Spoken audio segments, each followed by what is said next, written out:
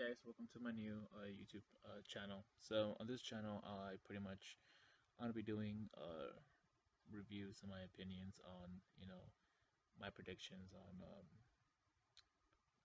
uh, wrestling cards. I'll usually be doing it the Friday, uh, the weekend of the actual wrestling show. And we're gonna start off with you know Elimination Chamber this weekend. So I'm actually going to the chamber on Sunday. It's gonna be here in Phoenix.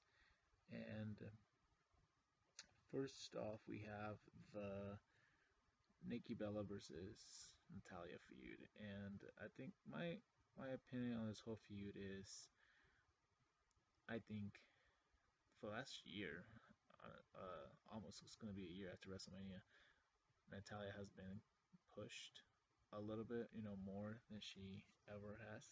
Not ever has, I know she was Divas champion and whatnot, but she's been used a lot more than after her Divas Championship reign, and I feel that's because she's probably going to be leaving the company. Okay, um, she's just probably using up the rest of her contract, and obviously she's a heart, so you know kind of has that privilege, and um, her husband Tyson Kidd, obviously can't wrestle again because of his neck injury, so I think they've been just being nice enough and giving her a push, so they kind of remember Natalia, not so much as like kind of the doormat Natalia, which is what we've seen the last couple of years, and so much more actually, this is them paying her back for, getting the other divas over, the other women wrestlers over, getting, kind of being that support for the locker room that they want her to be versus, you know, the superstar she wanted to be. So, um, honestly, I don't know who's going to win that match. I don't think it really matters. If Natalia wins it, good. Gives her a little bit more heat. Gives her more credibility.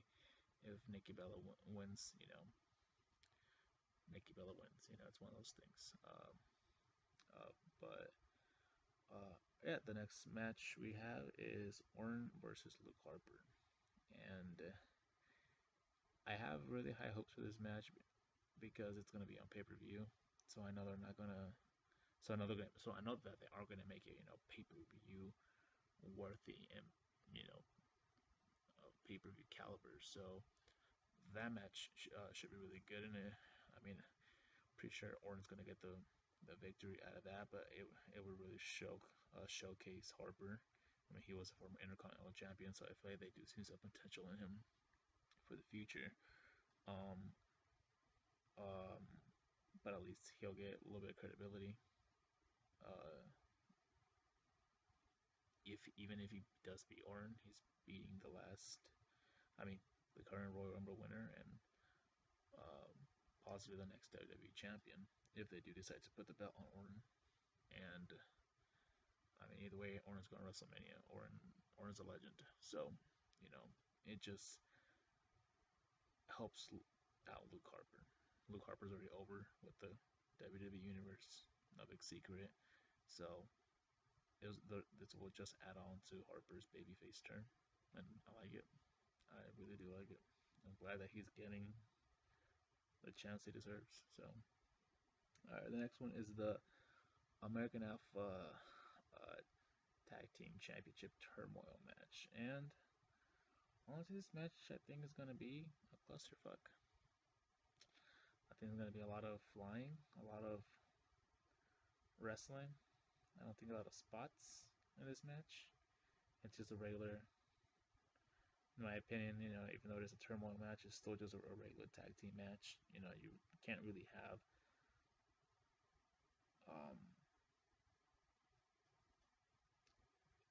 it's still a regular wrestling match at the end of the day. They just make, the turmoil concept, is one of those things where like they make the match seem bigger than it really is just because you have a lot more people in it. So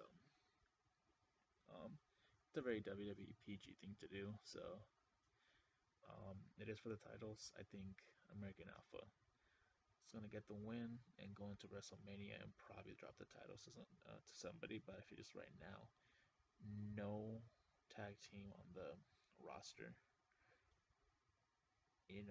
is gonna be going over. I don't see any, we haven't seen a push for any of the tag teams.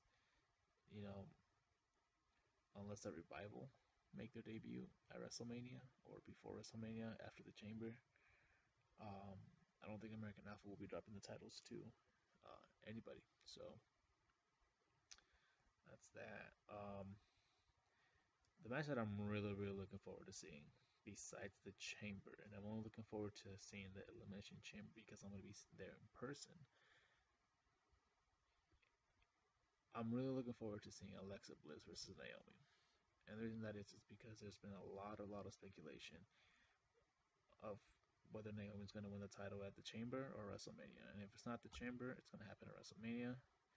And if it's at the Chamber, I really hope that they let her walk into WrestleMania and walk out of WrestleMania the champ for one reason alone, and that is Naomi has worked her ass off to deserve this title reign.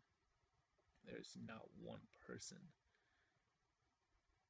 fan, wrestler, superstar that can argue the fact that Naomi needs this win. We knew that she deserved it a year ago. I feel like they didn't put it on her just to build up to this moment. And if they're gonna do it at the Chamber, it's either way, she's gonna get a huge pop. If they do it at WrestleMania, it's gonna get a huge pop too.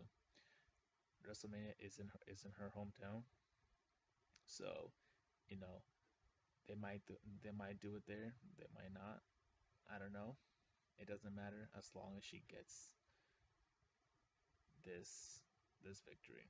Um, Alexa Bliss dropping the title already though, to Naomi seems a little soon to dethrone Alexa, only because it feels like, Becky had it for a little bit, and then, and now Alexa might have it for a little bit. I like Alexa, but, I like that, she was fresh off NXT and came to the main roster and, got her push right away, and, I like Alexa. I just feel Naomi deserves it more. I just feel like if they're gonna have, someone hold the title for a bit, even if it's at least till SummerSlam, it has to be Naomi, like hands down. Like the new gimmick, the athleticism, everything, just all around amazing superstar. We talk about the women's revolution and everything that it's done for the women's division, and Naomi is the product of that. Naomi is the women's revolution gone right. There's some mistakes that they made along the way, but it is what it is. Naomi Naomi just needs it. I'm excited to see this match. Um, the other match I am excited for as well is the Becky Lynch versus Mickie James match, and I'm a huge, huge Mickie James fan. Huge Mickie James fan. Actually, when I first started watching wrestling, it was 11 years ago. Right when the whole, not when it started, but on their, uh, right before the WrestleMania match between Mickey and Trish, and that was when it all kind of culminated there. And Crazy Mickey, one of the best uh, characters I've seen in the women's division. One of the greatest rivalries I've seen in the women's division. I know, Trish and Lita are a huge thing and stuff, but like, I definitely feel that if Trish didn't retire and she didn't get injured in the middle of the rivalry, it could have definitely challenged it. Could definitely challenge the whole Trish versus Lita thing. Um, So for that reason alone, I'm excited to see, Becky Lynch, kick-ass superstar versus another kick-ass superstar, and this is gonna be a good match. So I mean, make it look great versus Asuka at Takeover. So I'm excited for it. The and the last match on the card is obviously the Elimination Chamber match. I I don't know. This match is full of star power, full of potential. Obviously, it's all the stars from SmackDown, and there's a lot of it's a lot of speculation that Bray Wyatt is gonna win the match, and I'm okay with that. I also heard, Bray Wyatt has like a title run clause in his contract, and I don't want that to be the only reason why he wants the title. I feel like Bray Wyatt should have had this pushed a while ago, even if he never won the championship. But I just feel like if they did have the title run in his contract, they waited a little too long to put a title on him. Um, Bray Wyatt is amazing on the mic, and up until Kevin Owens showed up, I thought he was the best person I've seen on the mic since probably you know you know 2009 John Cena, 2008 John Cena. Um, there's very few people I've seen good on the mic, but Bray Wyatt just blew me away. It's the character, how easy he got over. I was just so impressed with it, and I just feel like he deserved this title run. You know, even maybe a year or two ago. So um, I'm really really impressed as well with lately with the work of the Miz. I was never a Miz fan. I knew his struggles with backstage, and um, but I also learned how respected he was backstage, and how hard he worked, and that pretty much got him his title run and his win over John Cena at WrestleMania. And I just been really impressed with the Miz lately. There's just something about the Miz that I just don't like. Okay, and maybe it's a whole Hollywood, character, and how much that really does represent him, and how just tacky, and lame it is. But I like them as I like them as his work.